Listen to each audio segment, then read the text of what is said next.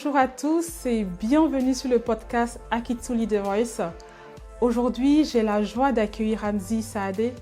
Ramzi est entrepreneur et directeur artistique de la maison et du restaurant Attika, un concept innovant qui mêle à la fois de l'art et de l'immersion culturelle. Nous avons parlé technologie, d'IA, mais surtout de rencontres et de parcours. Je vous laisse découvrir notre conversation.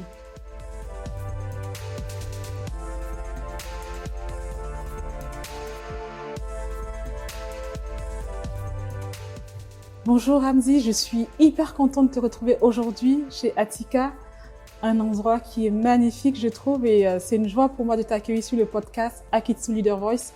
C'est un podcast qui parle de transformation, de leadership et d'impact. Comment vas-tu? Très très bien, je suis très content de t'accueillir aussi et la communauté Akitsu. Ça fait plaisir d'avoir ça dans notre maison. Bon, en tout cas, j'ai très hâte de partager ton parcours parce que je le trouve très inspirant, mais au-delà de ça, c'est très riche et c'est pourquoi j'ai eu vraiment l'envie de pouvoir le partager. Et la première question que je pose à mes invités pour ce podcast, c'est quel est le fil conducteur de leur parcours?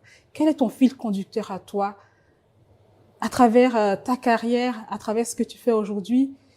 Qu'est-ce que tu en tires comme fil conducteur? Je pense que ça serait plus simple pour moi d'élargir même la question, pas ma carrière, ma vie, tout court. Absolument. Toute ma vie, moi j'ai fait qu'une seule chose, c'est construire des émotions. D'abord, j'ai commencé ma vie d'ingénieur civil qui a plutôt pratiqué l'architecture en construisant des lieux qui ont pour but de construire certaines émotions chez les gens. Les hôpitaux psychiatriques pour enfants. Nous avons traité des sujets très très durs avec les enfants. Des aéroports, qui sont des lieux de transition d'émotions fortes. On prend un avion, on peut aller en vacances, on peut aller faire un grand deal business, ou pour aller à un enterrement. Mais c'est toujours très très fort les émotions dans les aéroports. Et je travaille un peu sur les musées aussi et les universités, qui sont d'autres formes d'émotions aussi très importantes. Mais comment créer des lieux qui ont pour but de créer certaines émotions. Et ensuite, ma deuxième carrière de cuisinier. Donc, j'ai fait une école de cuisine. Et j'ai travaillé en cuisine et en salle dans plusieurs restaurants autour de la création d'émotions qui est ma passion première à la gastronomie. Je pense que quand j'étais jeune, j'avais pas le courage de poursuivre ça comme carrière. C'était plutôt un plaisir qu'une carrière. Et après, aujourd'hui, mon métier, il est encore plus concentré sur la direction artistique et donc comment lier plusieurs sens, des expériences multisensorielles, immersives, autour d'une certaine histoire, et ça reste la construction. Donc je reste bien sûr moitié très très très ingénieur, donc j'aime les choses propres, carrées, claires, mais c'est dans cette construction. J'adore prendre des humains dans un état émotionnel A et faire en sorte qu'ils sortent dans un état émotionnel B, qui sont beaucoup plus contents, beaucoup plus ouverts d'esprit, beaucoup plus curieux du monde, qui se posent des questions. Je pense que c'est intéressant. Et comment faire en sorte de les prendre dans ce chemin-là. Je trouve ça très fort parce que oui, connecter les émotions et on le ressent quand on traverse la porte de Attika. C'est quoi Attika concrètement? Attika, déjà, c'est un mot que j'ai créé en collant deux mots. Atek, c'est le grenier. En anglais, c'est où on stocke les souvenirs, les objets pour voyager dans le temps. Très bien. Et Teket, c'est un billet d'avion pour voyager dans l'espace. Et Teket, Attika, c'est voyager dans le temps et l'espace à la découverte du monde. Donc, je pense que les humains sont beaucoup plus ouverts d'esprit quand ils voyagent. Ça les rend beaucoup plus curieux, beaucoup plus humbles. Quand on voyage, on comprend tellement peu on connaît de la planète et des autres hommes et femmes qui sont différents de nous, que ça nous humble. Ça nous montre la richesse du monde, ça nous montre qu'on n'est pas plus intelligent que le reste ou meilleur que le reste. Et ça nous fait plaisir de découvrir des gens qui sont différents de nous. Peut-être qu'on va tomber amoureux d'eux, peut-être qu'on va faire du business avec eux, les embaucher. Et je trouve que ça rapproche beaucoup plus les gens. Oui. Donc c'est ça le projet Attika, c'est ce voyage pour découvrir la planète. Et aujourd'hui, une grande partie aussi de mon travail, c'est autour des événements des entreprises. Et là, on va découvrir plutôt que la culture d'un pays, la culture d'une entreprise, d'une marque. Donc, comment on peut découvrir ça à travers des expériences multisensorielles. Donc, je dédie beaucoup de mon temps à ça. Donc, Attika, donc un restaurant, mais plus que ça, c'est vraiment des émotions, connecter des gens, faire découvrir, faire voyager. Donc ça va être à travers quoi? À travers ce qu'on mange, à travers ce qu'on voit, ce qu'on vit. Ce qu'on voit, ce qu'on vit, ce qu'on sent comme parfumerie, ce qu'on touche comme texture, c'est extrêmement important. Ce qu'on va écouter, le son, on travaille un son spatialisé dans la salle immersive, c'est très important. Là, tu vois, cette œuvre, par exemple, de l'artiste Évrard Chaussois que j'expose pour la saison polynésienne, c'est l'île de Bora Bora, c'est juste à côté de son île. Il a travaillé l'acrylique, mais mélangé avec le sable du lagon, qui sont des coraux désintégrés, qui sont transformés en sable. Et il a travaillé les motifs de Paraíso tahitien de sa mère, qui avait une usine à Paraíso. Et donc, c'est tellement d'histoires qu'on peut véhiculer à travers plusieurs formes et d'expressions culturelles, que ce soit l'art de la peinture, que ce soit l'œnologie, l'art de la mixologie avec les cocktails, la food, la gastronomie, l'audiovisuel. Tout ça, pour moi, c'est un beau bouquet complexe de fleurs qui va nous rendre un peu plus curieux, un peu plus ouverts d'esprit. C'est pour ça que je suis passionné par ce type d'expérience. C'est super, c'est génial. Et donc, on va revenir un peu à toi, Ramzy. Donc, tout à l'heure, tu as parlé de voyage, de découverte, et même toi-même, effectivement, dans ta vie, dans ton parcours. Donc, tu es né au Liban, à Beyrouth. Et ensuite, raconte-moi ton... j'ai passé déjà 22 ans au Liban. Ensuite, j'ai eu la chance de voyager quelques fois. Pas autant que j'avais envie. Je viens d'une famille assez modeste. Mais j'étais très, très curieux. C'était mon moment favori de l'année. Si ça pouvait se passer qu'on puisse voyager, parce que je découvrais, c'était comme aller à Disneyland.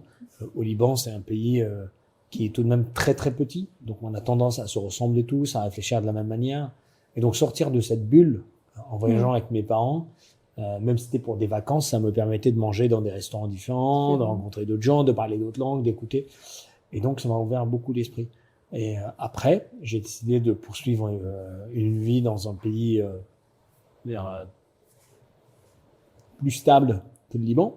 Donc, j'ai choisi de mettre le cap sur le Canada. Le Canada, très bien. Je suis parti au Canada. J'ai passé 5 ans là-bas. Ça m'a donné le courage de mettre un pas de côté de l'ingénierie et aller en cuisine et de poursuivre ce rêve de travailler dans un restaurant gastronomique au Canada.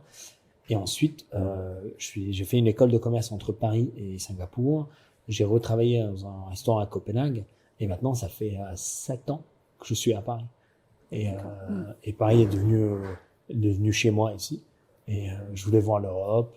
Et je trouve Paris, c'est un bon centre pour la gastronomie et toutes les formes d'art. Il y a beaucoup de culture qui se passe à Paris. Donc, il y a ce mélange, effectivement, Paris aussi, qui permet cette ouverture sur le monde comme un carrefour aussi. Et je me demandais aussi, parce que donc j'ai découvert Attica grâce à Vivatech. Oui, bien sûr. Grâce à une conférence, un petit déjeuner avec des ambassadeurs de Vivatech que je salue aujourd'hui. Grâce à Paris, je t'aime aussi. Oui. Et donc lors de la conférence, tu nous as dit un mot, moi qui m'a touché, qui m'a marqué en parlant de la tech. Et tu disais que la tech, la technologie, donc en tant qu'ingénieur, tu connais très bien, tu as beaucoup touché. Et donc, elle ne sert à rien si elle ne sert pas l'humain. Et ça nous avait tous touchés. Et je voulais qu'on en parle un petit peu de toi, ta vision sur la tech aujourd'hui, dans notre monde d'aujourd'hui, mais de demain aussi, avec l'intelligence artificielle, avec tout ce que ça peut créer aussi comme crainte. Déjà, il faut contextualiser un peu. Moi, je suis un dinosaure. Je viens du premier métier inventé sur cette planète. Donc, quand les humains ont atterri sur cette planète, première chose qu'ils ont fait, il y a quelques-uns qui ont su manger, les autres qui sont morts, et ceux qui ont su manger ont fait manger à d'autres. Dans le métier cuisinier, c'est le métier le plus préhistorique qu'on a. Donc c'est une industrie qui est très loin d'être, on va dire, contemporaine, réinventée, qu'est-ce qu'on dit aujourd'hui en start-up? Innovation disruptée. Disruptée, c'est ça le mot que je cherchais. Oui, on est des années-lumière de ça en cuisine. On est des lumières de ça en cuisine. Et donc, ça, c'est pour contexte. C'est une partie de ma vie, bien sûr. Et l'autre partie de ma vie, ingénieur, je suis un amoureux du progrès. Et les ingénieurs ont fait que progresser. Et c'est eux qui sont le moteur de la société, surtout technologique. On voit, à mon avis, les plus grandes inventions du monde, l'électricité, l'ordinateur, l'Internet, aujourd'hui l'IA, tout ça c'est fait par des ingénieurs, donc c'est le moteur sociétal. Et par contre, la confusion que je peux voir chez certains jeunes, c'est qu'ils pensent que la technologie, c'est la destination. C'est la fin. Et à mon avis, pas du tout. C'est un moyen et c'est une route pour une destination. Et donc, notamment pour recadrer ça dans mon métier de cuisine et d'événementiel, aujourd'hui, c'est juste un outil. Quand la première voiture, on l'a inventée, on a remplacé le cheval pour aller en voiture, pour aller plus vite. Absolument. Mais le job était toujours d'aller du point A au point B. Et l'important, quand on a une voiture, c'est le choix de la destination. Parce que si on la prend pour aller dans la falaise et mourir, ça sert absolument à rien. Si on la prend pour la plage, ça c'est cool. Et donc, je trouve qu'il y a certains jeunes qui sont un peu déboussolés et ils pensent que la finitude, c'est la tech. Donc moi, la tech, je m'en fous en tant que dinosaure cuisinier que je suis. Moi, la tech, j'ai envie de la mettre au service de l'humain. Comme la première voiture qu'on a mis au service d'aller plus vite. Et donc aujourd'hui, tout ce qui est digital, les ordinateurs, l'intelligence artificielle, moi je me pose une question très simple. Mon métier s'appelle hospitality. Hospitality, c'est l'art de recevoir, c'est de te faire sentir que tu es vu, que tu es importante et que j'ai anticipé tes besoins et tu as le bon verre d'eau au bon endroit, à la même bonne température. Et donc, l'art de prendre soin des autres, d'être au service des autres, comment je peux utiliser la technologie pour m'aider à faire ça mieux. Et ça, c'est quelque chose qu'on fait beaucoup à Attica, et je suis en train de révolutionner notre travail sur l'hospitality, en salle comme en cuisine, les deux. Et je pourrais donner des exemples aussi, mais c'est ça, moi, ce qui m'intéresse. Si c'est pas pour augmenter l'expérience humaine, je m'en fous de la technologie. Et donc, c'est de cet angle que moi, j'approche le sujet. Non, mais c'est très, très, très important et je pense qu'on perd parfois de vue cette façon de voir le pourquoi la tech. Ouais. Et comme tu dis à juste titre, parce qu'on court tellement derrière, non seulement, OK, il faut innover, il faut aller plus vite, il faut gagner du temps, mais le pourquoi qu'il y a derrière finalement, c'est ça qui est important et j'aime beaucoup comment tu le dis et c'est vrai que notre métier, en tout cas, quand on est dans un domaine comme le tien, l'hospitalité, finalement, il y a rien de plus humain, hein. C'est ça, il y a rien de plus humain. Et c'est quoi la finalité? Moi, en fait, on est payé pour prendre soin des humains. Donc, c'est notre job. Voilà. C'est ça. Et donc, c'est très beau, en fait, de le dire comme ça, de le voir comme ça. Donc, aujourd'hui, chez Attica, l'idée, c'est vraiment d'accompagner, c'est des clients que vous recevez pour des événements. Comment ça se passe concrètement? Donc, on reçoit des gens pour des événements et on va créer une expérience autour de leurs besoins. Par exemple, toi, tu étais là dans un cadre d'une conférence. Absolument. Un petit déjeuner, une conférence pour Vivatech où ils présentaient les nouveautés de la tech et qu'est-ce qu'ils sont en train de faire à Vivatech. Et parler de plusieurs prises de parole. Il y avait une table ronde aussi, une discussion.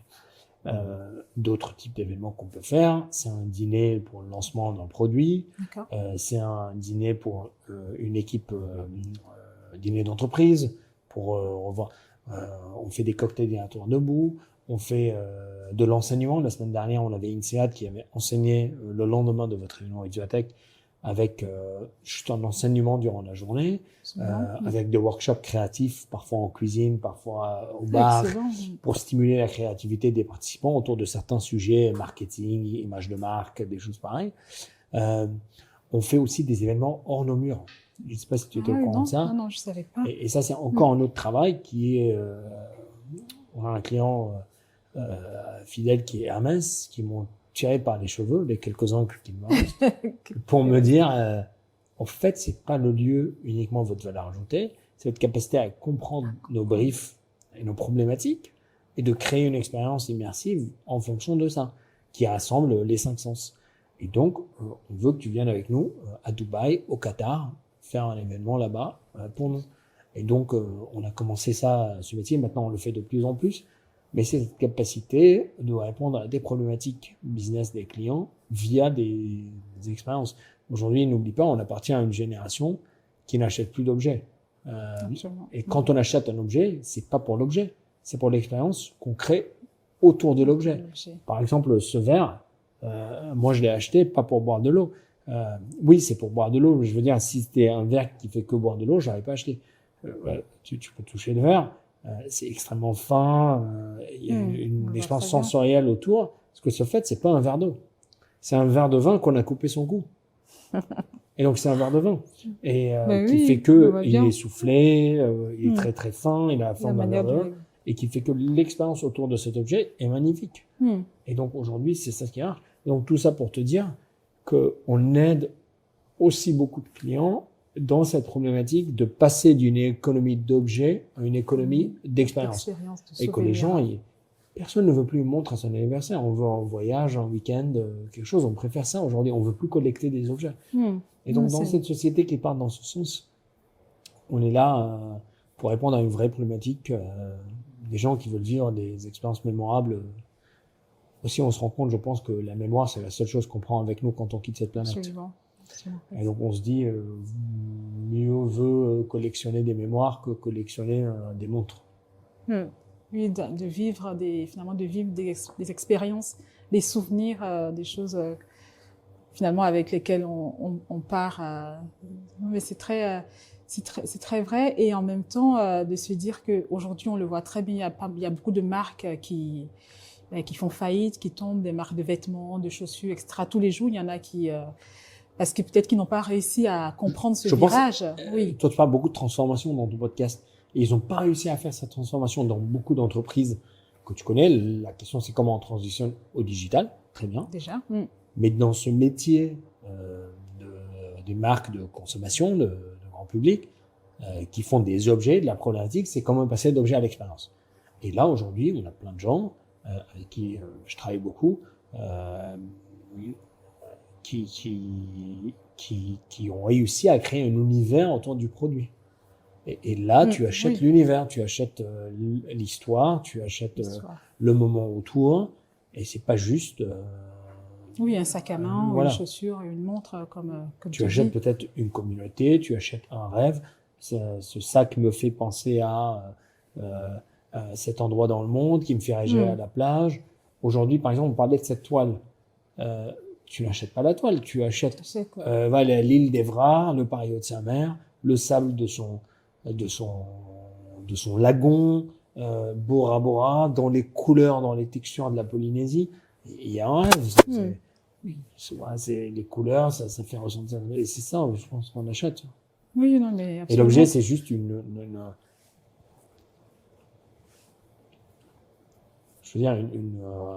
shot de ça. Oui, non, mais c'est une concentration d'expérience. D'expérience et de ce qu'on a envie de projeter aussi comme personne. Et avec l'art, tu as encore ce luxe. Oui. Qui est, toi, tu projettes ce que tu veux. Absolument. Moi, je vois le bleu, toi, tu vois le vert. Oui. Et à chacun sa perspective. Et c'est super parce que l'objectivité n'existe pas. Et encore plus dans notre métier d'expérience immersive, nous, quand on crée des expériences, chaque soir, on voit que chaque convive le revit différemment. Toi, ce qui t'a marqué, c'est ça. Et lui, ce qui m'a marqué, c'est ça. Et ça, c'est exceptionnel de voir cette diversité humaine.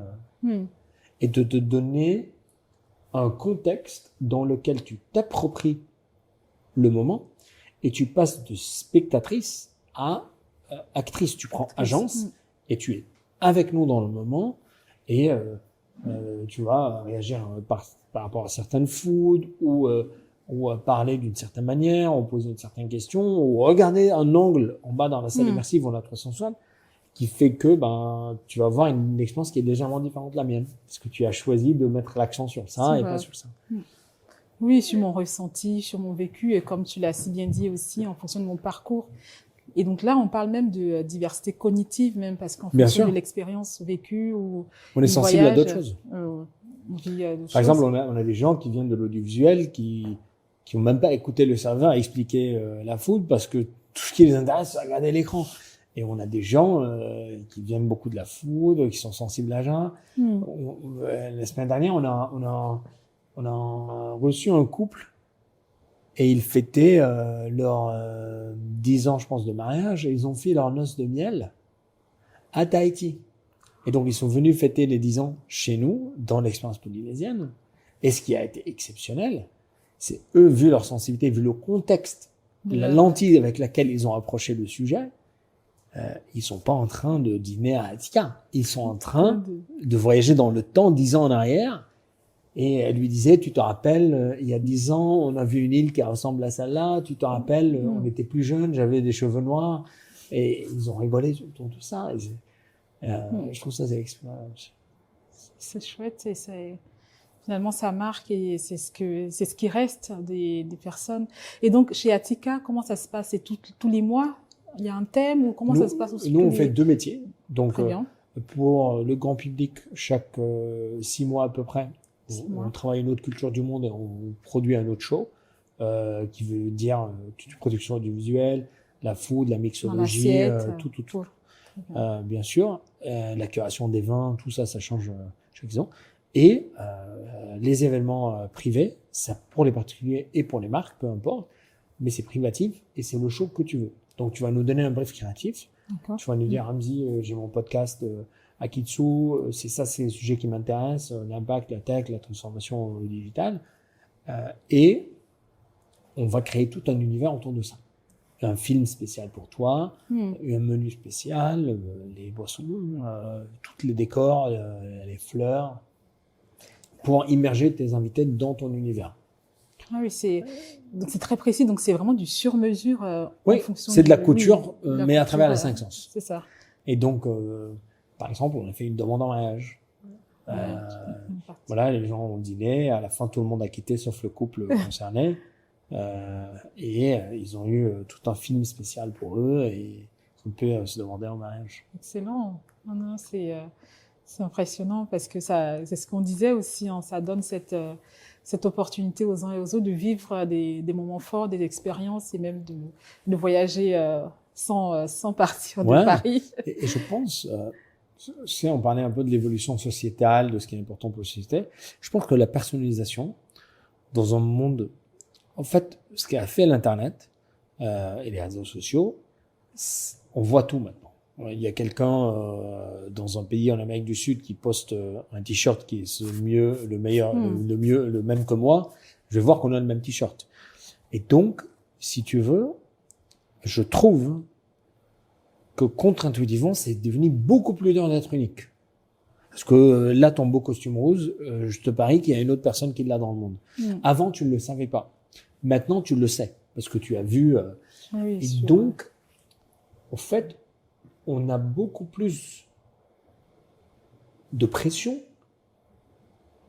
sur nous-mêmes de se sentir unique.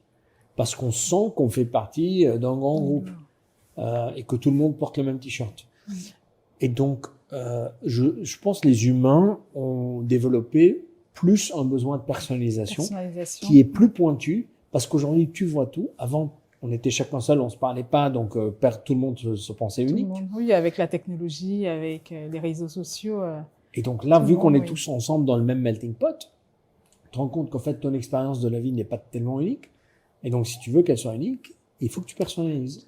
Tu peux pas juste aller acheter le même t-shirt marque que tout le monde. Et donc là, tu vois, c'est encore plus pertinent le travail qu'on peut faire sur la personnalisation. Et que chacun veut devenir auteur. Et ça, ce que les réseaux sociaux ont fait, c'est que on a commencé à avoir du C2C, du consumer to consumer. Et c'est pas que tu t'assois et après la télé officielle du gouvernement parle le soir et toi tu écoutes. Là, tout le monde parle sur les réseaux sociaux, donc chacun est un média. Et donc, ils ont ce besoin d'expression. Je trouve que la personnalisation est devenue de plus en plus importante. Et je pense que ça va évoluer aussi, ça va être de plus en plus nécessaire avec la technologie, l'IA qui permet finalement aujourd'hui quand tu veux écrire, c'est ça, quand tu écris un texte, c'est difficile parfois d'arriver à trouver quelque chose de propre à soi-même, donc il y a ce besoin là aussi d'avoir cette patte même. Là, tout le monde met les traits d'union de ChatGPT. Hein. Oui. Soudainement, toutes les métiers après les traits d'union. C'est clair, c'est vrai. Mais tu vois aussi, ce qui est intéressant pour revenir à un point que tu as évoqué avant, comment mettre la tech au service de l'humain.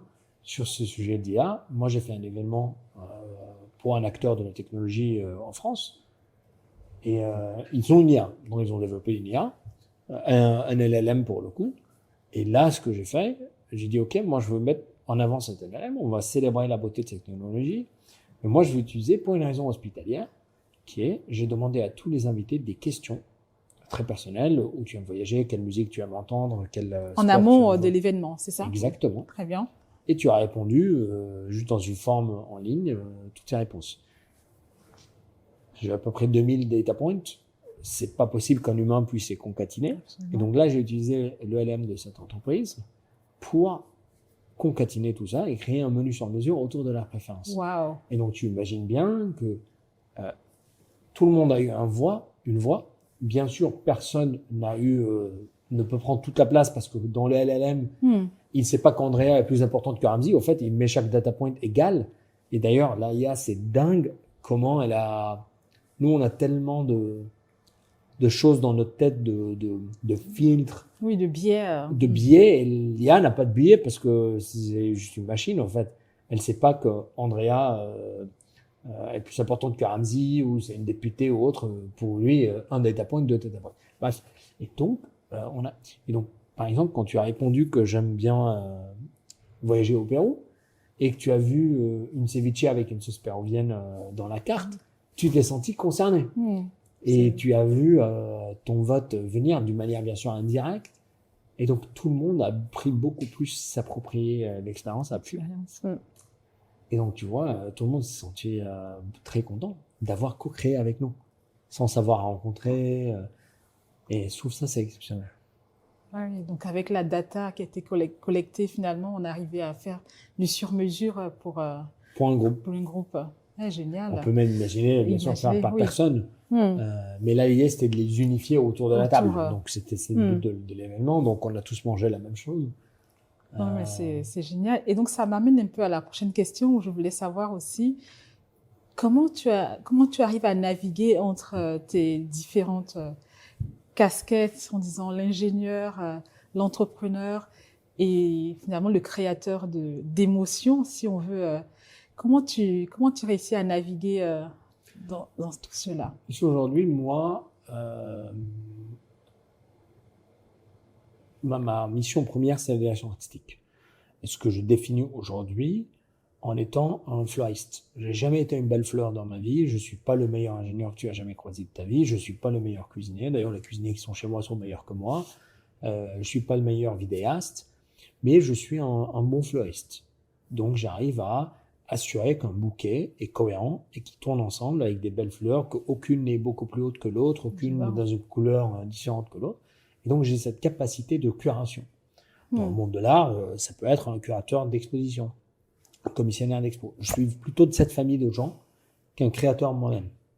Et donc, je m'entoure de beaucoup de personnes sur le visuel, sur la food, sur la parfumerie. Mon Anne Ayo, c'est une nez exceptionnelle qui a pu me créer mon parfum. Et donc, à chaque fois, je vais m'entourer de gens. Et mon rôle va être plutôt dans la curation, assurer que tout le bouquet marche ensemble et qu'on répond avec intentionnalité au brief créatif qui nous est donné. Donc, c'est ça aujourd'hui mon job. Avec les clients, bien sûr, j'ai une capacité à aller chercher le pourquoi. Donc, à l'aide de qu'est-ce qu'ils font, comment ils font, pourquoi ils font, aller chercher dans les sources de leur entreprise, de comprendre leur raison d'être et aller après créer un événement autour de ça, m'assurer que toutes mes équipes travaillent dans le même sens et rament dans la même direction, dans une meilleure. Et après, pouvoir exécuter ça. Oui, c'est très... J'aime beaucoup l'image de fleuriste avec les J'aurais fleurs. aimé être une belle fleur, mais c'est pas mon cas. Mais c'est très très beau finalement le fleuriste qui a cette vision globale et qui va aller chercher à faire en sorte que tout marche bien ensemble, tout fonctionne bien ensemble. Donc et c'est en même temps, si tu veux, c'est le croisement entre fleuriste et couturier parce que je suis sûr que c'est sur mesure pour toi. J'ai une capacité d'écoute assez développée qui fait que je pose des questions qui sont les bonnes questions à force de travailler maintenant dans ce métier depuis 10 ans maintenant et je puisse aller sortir de toi des bonnes questions, comprendre pourquoi tu fais l'événement, c'est quoi la problématique, mais c'est quoi la vraie raison. Là, tu me dis qu'il y a une raison, je lance un produit, mais c'est quoi la vraie raison? La finalité derrière. Qu'est-ce que tu veux en tirer aussi par rapport à cet événement. Donc, c'est quoi c'est quoi l'objectif souhaité? Oui, est-ce qu'on veut pourquoi avoir des articles de presse? Est-ce qu'on veut avoir des ventes? Est-ce qu'on veut avoir un repositionnement de marque? Perception, changement de perception, voilà, comprendre le but. Parfois, j'ai des buts en fin d'année, on fait des soirées d'entreprise et le but, c'est je veux passer un super moment avec mon équipe. Et c'est super comme but, mais c'est bien de le savoir. Donc là, tu sais et tu vas chercher à faire en sorte que ça se passe. Oui, ça se passe. Non, mais très bien. Et donc, effectivement, donc toi, tu es aujourd'hui, en termes de leadership, j'imagine que ça doit demander aussi beaucoup pour gérer une équipe, bien sûr, en étant soi-même un peu touche à tout finalement, parce que comment ça se passe? Quel style de leadership tu as aussi avec toi-même et puis pour tes équipes aussi? Donc, moi, j'ai grandi à la canadienne, donc j'ai parfois un clash culturel avec le travail en France. Mais donc j'ai une manière très américaine, anglo-saxonne, on va dire, de manager. Je suis quelqu'un de très axé sur les résultats. Donc moi, ce qui m'intéresse, c'est parler avec mes équipes et être sûr qu'on a de la même destination en tête. Après, sur la route, moi, ça ne m'intéresse pas. C'est eux qui conduisent, c'est leur voiture. Moi, je suis derrière dans la voiture. Je ne touche pas au guidon. Ils conduisent. Je veux juste être sûr qu'on va dans la bonne sens. Et après, si eux, ils veulent quelque chose, ils me posent une question. Mais c'est pas moi qui va conduire à leur place ou conduire avec eux. Je suis pas quelqu'un qui aime rentrer dans ces détails. Moi, ce qui m'intéresse, c'est la destination. Après, je les laisse bosser et je fais confiance qu'ils vont me poser la bonne question au bon moment. Donc, il y a la confiance, l'empowerment, comme on dit. Ouais. Et on a nos valeurs, on a la mission. Les gens, ils comprennent pourquoi ils sont là. Je suis très dur dans les embauches. Je prends mon temps de trouver les bonnes personnes. On est 12 dans l'équipe, on a 19 passeports. Une équipe extrêmement multiculturelle parce que je trouve que beaucoup de créativité, on est dans un métier créatif, on touche à plusieurs industries créatives, que ce soit la musique, l'audiovisuel, la gastronomie, la mixologie, l'œnologie, la parfumerie, tout ça, c'est des métiers créatifs ce qu'on fait. Ou la scénographie, l'événementiel. Et donc, la créativité vient d'une diversité. Et je trouve que c'est beaucoup plus simple d'avoir une diversité quand on est d'une certaine diversité culturelle, personnellement. Je trouve au boulot, ça va plus vite. Ça apporte quoi? Ça apporte une richesse. Une richesse de dingue. Une richesse de dingue.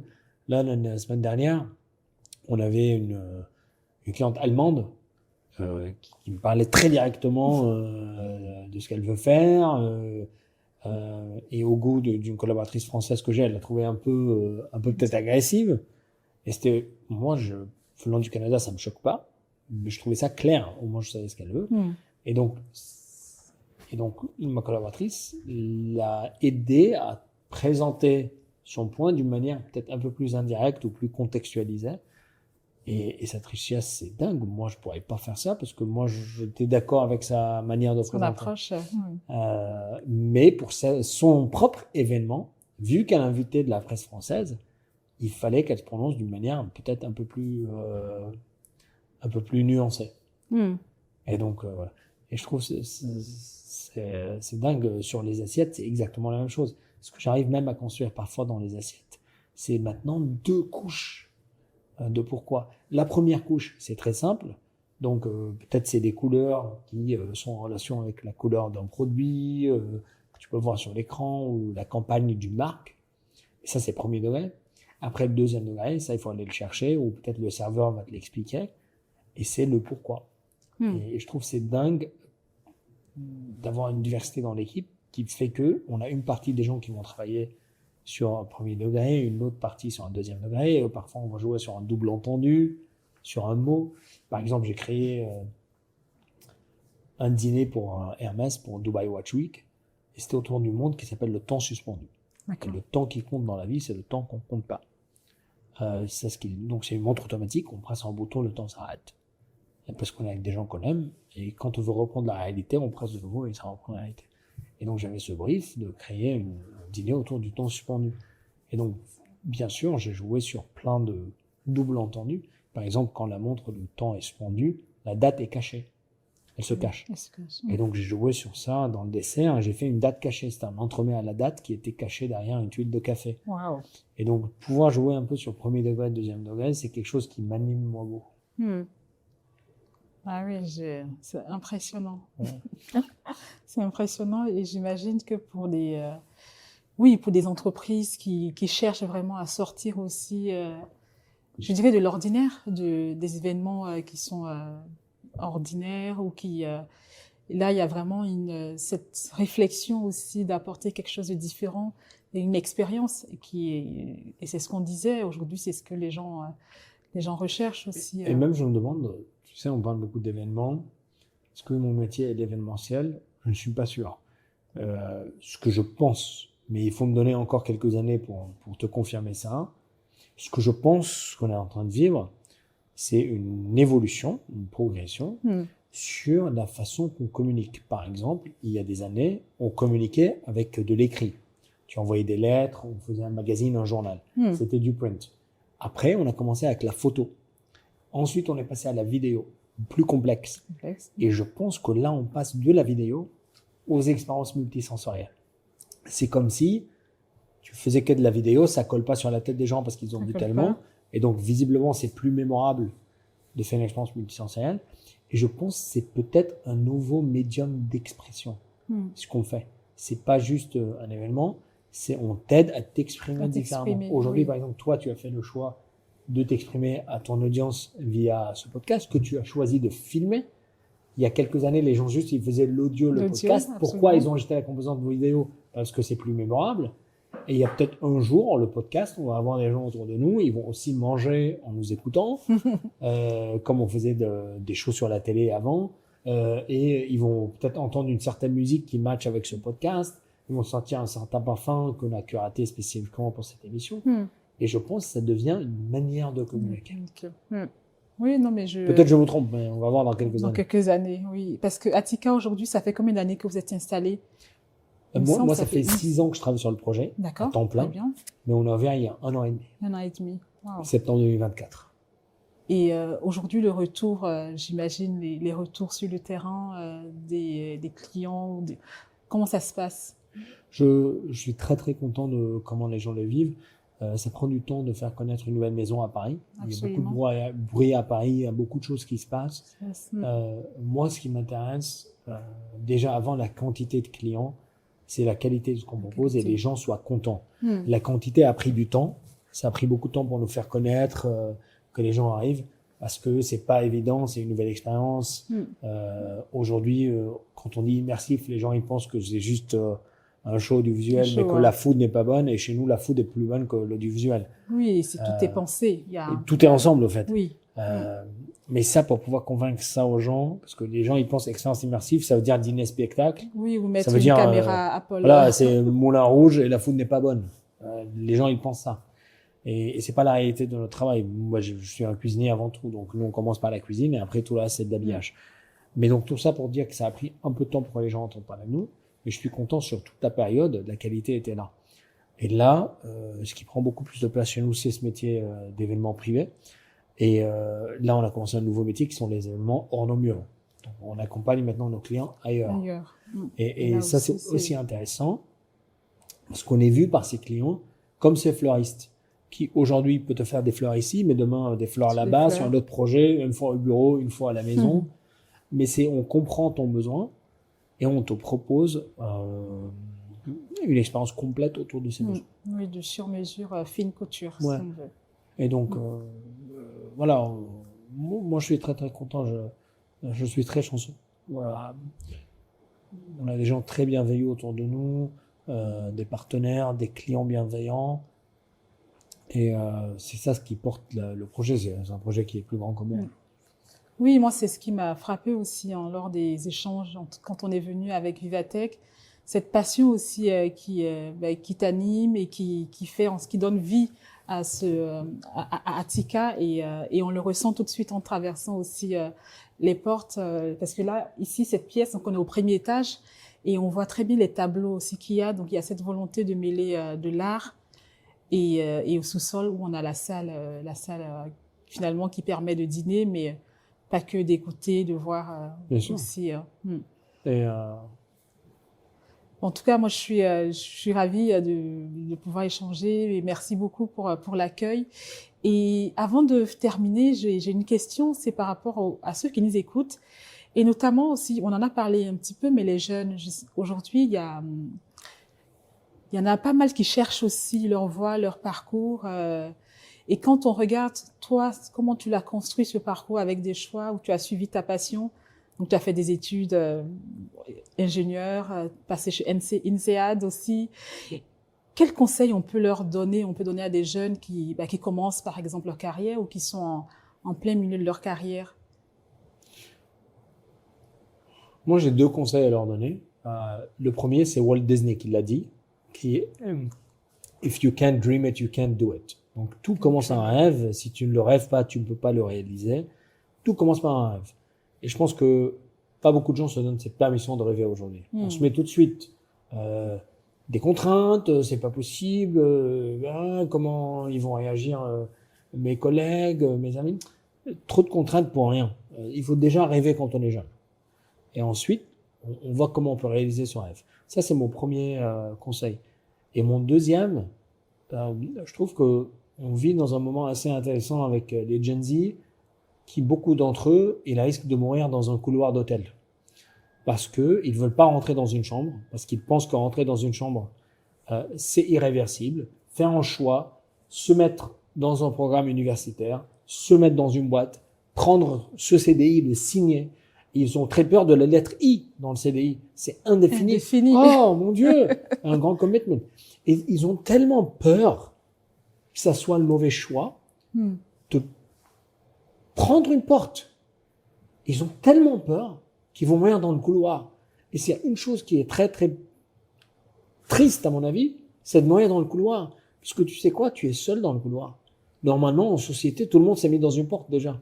Il a fait des choix. Il s'est marié à quelqu'un, il a pris un job. Et à un moment, il faut juste faire des choix.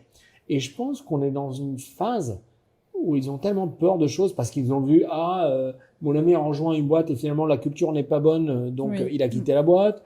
Il est avec quelqu'un et après il s'est divorcé. Et donc, on voit tous ces problèmes et on rentre dans une situation de paralyse par analyse. On analyse tellement les choses, on a tellement peur de se tromper que finalement on va mourir dans le couloir. Et donc, toi tu dis que j'ai fait un beau parcours, mais ce que tu as oublié de dire, c'est que moi je suis rentré dans des portes et j'en ai sorti. Donc déjà j'étais ingénieur dans une grande porte, licence, puis master en ingénierie, puis job dans 2 pays différents, 3 pays. J'ai travaillé au Liban, au Qatar et ensuite au Canada encore en ingénieur. Et finalement je dis bon, on va changer de porte, donc je sors et je rentre dans une autre porte. Et les parents, qu'est-ce qu'ils ont dit? Déjà, avec les parents, c'est pas simple. Je viens d'une culture assez conservatrice, assez traditionnelle. Chez nous au Liban, c'est médecin, avocat et les études importantes. Médecin, avocat et ingénieur, c'est tout. On a 3 choix. Et donc, si tu veux, j'ai changé de porte et ensuite la cuisine et je change de pays. Donc, finalement, pas le Canada, je vais aller vivre en France. Et finalement, je dis que c'est pas la cuisine, c'est de la direction artistique. Mais si tu veux, cette capacité d'itérer, parce que je me donne permission d'échouer. Je me suis échoué tellement de fois. En fait, on n'avance jamais qu'en échouant. Et on tombe vers l'avant. Denzel Washington l'appelle falling forward. Et c'est tellement fort, ça. Et il y a tellement de jeunes qui n'ont pas de muscles parce qu'ils ne marchent pas. Ils ont tellement peur. Et je ne sais pas d'où vient cette peur. Moi, j'ai rien à perdre. Je viens d'une famille de rien du tout, d'un pays de rien du tout. Et donc, je m'en fous, en fait. Si je vais échouer, j'ai rien à perdre. De toute façon, je vais rien prendre de cette vie avec moi, sauf des mémoires. Donc, might as well aller au bout. Et tout tenter, et au moins, on meurt en essayant des choses. Je préfère mourir dans un mauvais sport où il y a un volcan et un feu que mourir dans le couloir. Au moins, j'ai eu une vie intense qui se raconte. Donc, je te disais, après la cuisine, après j'ai été boucher pendant un moment, après j'étais dans la vente. Pour pouvoir payer mes études, j'étais boucher la nuit, donc je travaillais dans un grand marché la nuit en tant que boucher. Après, j'ai fait de la vente. Après, j'ai fait de la vente de sport. Et après, j'ai fait l'INSEAD, l'école de commerce. Et après ça, j'étais serveur dans un restaurant à Copenhague. Donc, je veux dire, moi, et c'est peut-être là où je suis vraiment entrepreneur dans mon cœur, c'est que j'ai une très bonne relation avec l'itération. Itération, Même Attica, on a itéré tellement de fois, que je prends pas les choses très au sérieux, je me prends pas moi au sérieux. Et je me donne cette capacité de permission d'échouer, cette permission d'essayer. Essayer, échouer. Et c'est comme l'amour, si tu veux trouver l'amour, à un moment, il faut embrasser quelqu'un. Et après, on se trompe, après, on embrasse un autre. Et je trouve que cette légèreté, on l'a plus. On l'a plus parce qu'on a peur, comme tu dis, on a peur d'échouer. Bon, en tout cas, merci beaucoup pour cet épisode, cette conversation, et puis à très bientôt chez Attica. Merci beaucoup Andrea, ce fut un plaisir d'échanger avec toi. Pareil, merci beaucoup.